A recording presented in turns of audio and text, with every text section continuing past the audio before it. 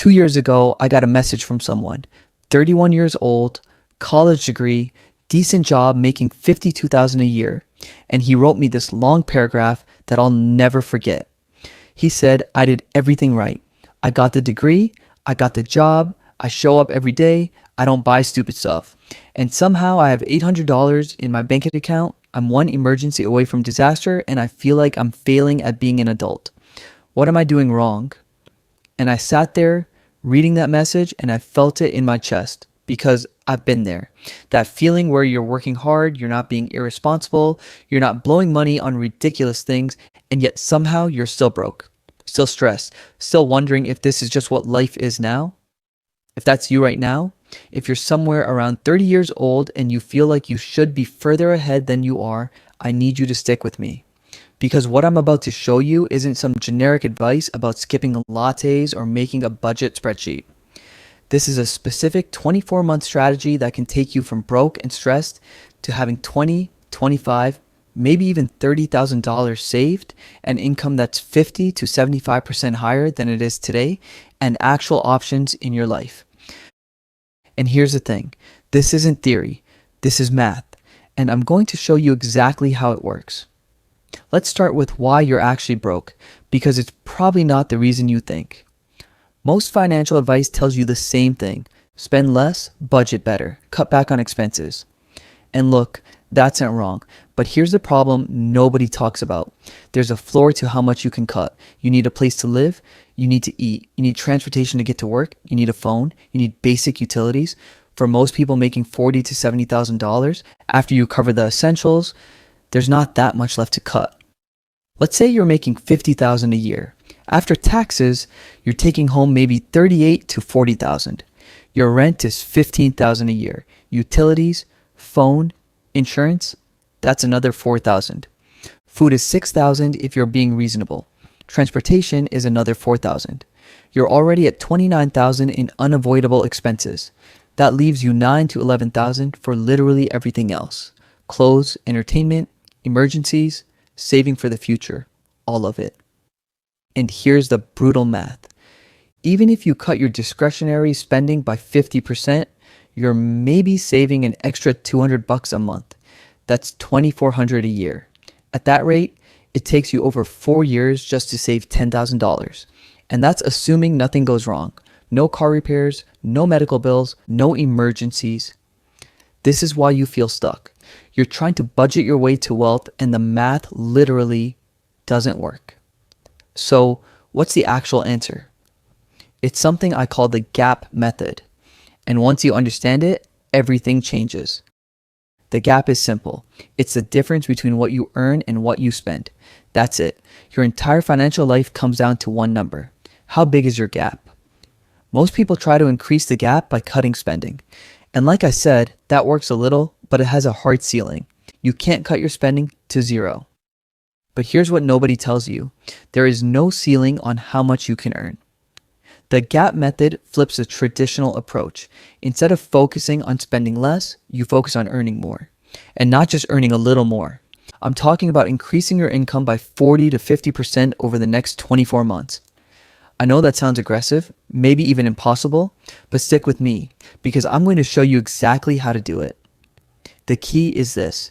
You freeze your spending at its current level. Whatever you're spending right now, that becomes your permanent budget for the next 2 years. You don't upgrade your apartment when you get a raise. You don't buy a nicer car. You don't increase your lifestyle at all. Everything stays exactly the same. Then you aggressively increase your income. And every single dollar of that increase goes straight to savings and investments. This is how people actually build wealth. Not by being cheap, by earning more while spending the same. Let me show you how this plays out with real numbers. Let's say you're 30 years old, making $50,000 a year. After taxes, you're bringing home about $40,000. And let's say you're spending $38,000 on your life. Rent, food, car, everything.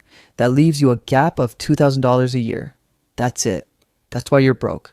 Your gap is tiny. Now let's run through what happens if you execute the gap method over 24 months. Phase 1 is what I call emergency mode. This is months 1 through 6. The goal here isn't to get rich. It's to create a $2,000 buffer so you're not one flat tire away from financial disaster. First thing you do is a complete income audit. Calculate your exact hourly rate. If you're making $50,000 a year and working roughly 2,000 hours, you're at $25 an hour. Write that number down. That's your baseline to beat. Next, and this is the most important part, you implement a lifestyle freeze. Go through every single subscription you have, every streaming service, every app, every membership. Cancel at least half of them. That alone probably saves you $50 to $100 a month. Then you make a list of everything you spend money on. Same apartment, same car, same phone, same clothes budget, same everything. You write down your total monthly spending and you make a commitment. This number does not go up for 24 months, no matter what. Now you start adding income. This is the quick boost phase. You have 3 options. Ask for a raise at your current job, take on overtime or extra projects, or start the simplest possible side hustle. And by simple, I mean something you can start tonight. Food delivery, selling stuff you don't use anymore, freelancing your current skill on the side, whatever puts extra cash in your pocket fastest. The target here is an extra $500 to $700 a month. Let's run the math. Before, you were at $50,000 income, spending $48,000, gap of $2,000 a year.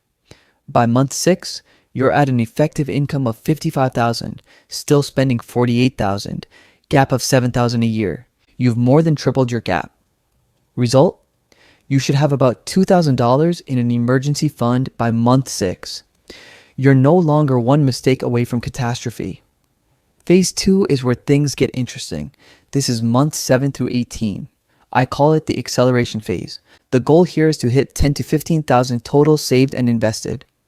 Here's the move that changes everything. Strategic job switching. I know what you're thinking, but I've only been at my job for a year, but I feel loyal to my company. But what about job hopping looking bad on my resume? Let me give you some data that might change your mind. People who stay at the same company for more than 2 years earn, on average, 50% less over their career than people who switch jobs strategically. 50%. That's not a small difference. That's potentially hundreds of thousands of dollars over your working life. The reality in today's market is this. The fastest way to get a significant raise is to get a new job. Internal promotions average 3 to 5%. Job switches average 15 to 30%. Here's exactly what you do. Week 1, update your resume and LinkedIn. Weeks 2 through 8, apply to 20 jobs per week. Yes, 20. This is a numbers game. Interview at as many companies as possible. Get multiple offers, then negotiate those offers against each other. And here's the part that requires some courage. Leave your current job, even if you feel loyal. Even if they'd be nice to you, your company would replace you within 2 weeks if they needed to. You don't owe them your financial future. Target outcome, going from $50,000 to $65,000. That's a 30% increase from one strategic move. But we're not stopping there. While you're doing the job switch, you're also going to learn one high-value skill. Not become a master, just become reliably competent. What works right now? AI and automation skills, video editing for short-form content, copywriting, basic no-code web development. Pick one, just one. Spend 90 days learning it. 1 hour a day. That's it. You don't need to be the best. You just need to be reliable and fast. That beats most so-called experts who overpromise and underdeliver. Once you're competent, you start freelancing on the side. Charge $30 to $50 an hour to start. Even if you only get 5 hours of work a week, that's an extra $600 to $1,000 a month. And here's the critical part. Your spending stays frozen. New job pays you $15,000 more a year. Same apartment, same car, same lifestyle. Side hustle bringing in an extra $700 a month. That goes straight to savings. This is where most people fail. They get a raise and immediately upgrade everything. Their gap stays the same. They're still broke, just with nicer stuff. You're not going to do that. Let's run the numbers at month 12. $65,000 salary plus $6,000 from side hustle equals $71,000 total income. Spending still at $48,000. Gap is now $23,000 a year. That's more than 10 times what you started with. By month 18, you should have $10,000 to $15,000 saved and invested. Phase 3 is compound momentum, months 19 through 24. The goal is to hit 20 to 25,000 total, and more importantly, to build habits that become automatic. This is where you make your second strategic move, either another job switch or you leverage your new skills and savings to negotiate a major promotion. You now have power you didn't have before. You have 18 months of higher level experience.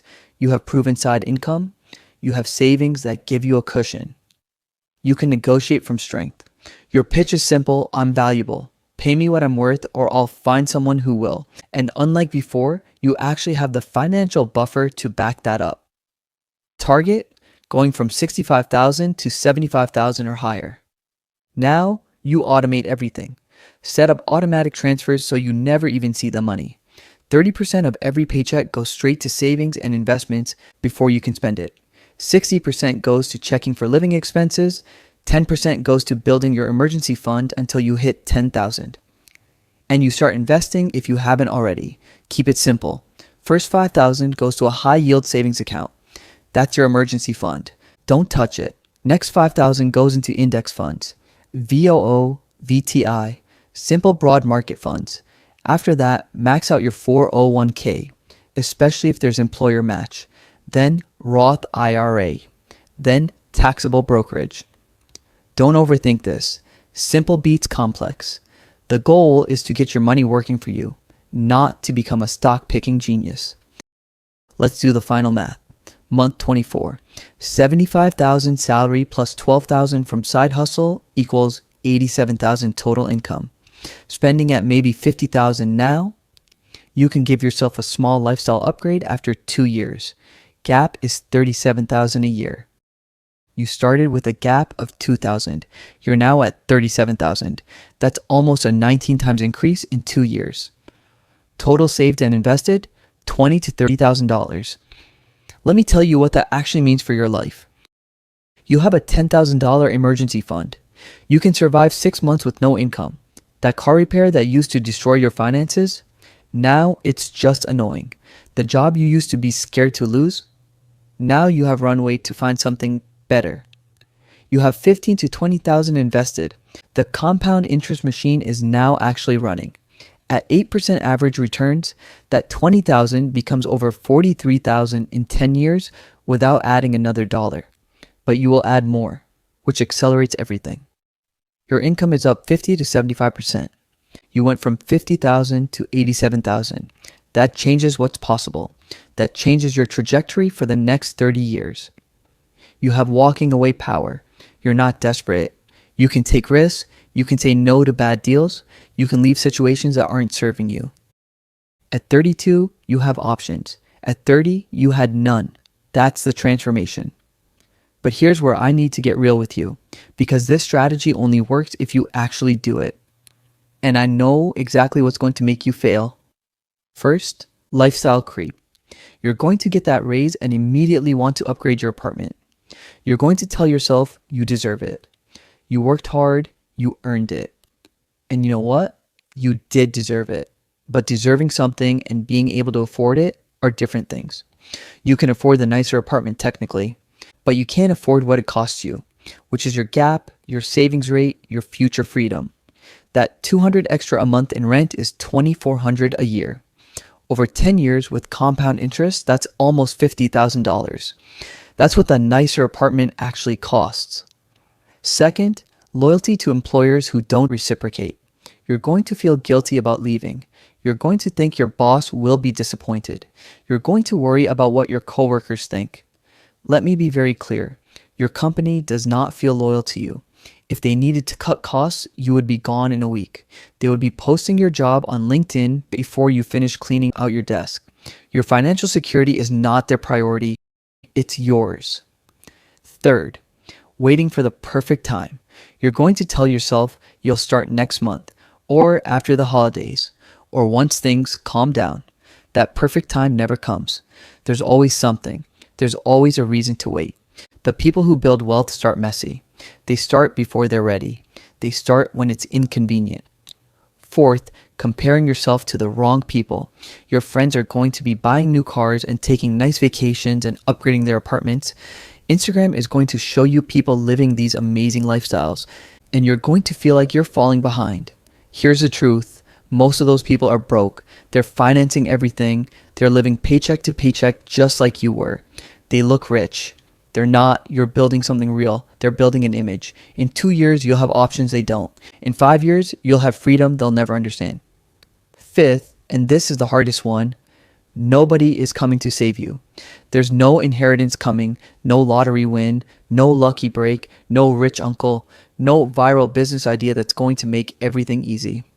It's just you, your decisions, your discipline, your 24 months of consistent effort. That's it. That's all you have. And honestly, that's all you need. Here's what I want you to do this week, not next week, this week. Days 1 and 2, calculate your current gap, take your monthly income after taxes, subtract your monthly spending, multiply by 12. That's your annual gap. Write it down. Look at it. That number is why you feel the way you feel about money. Days 3 and 4, list every single recurring expense, subscriptions, memberships, everything. Cancel 30 to 50% of them. Be ruthless. You won't miss most of them.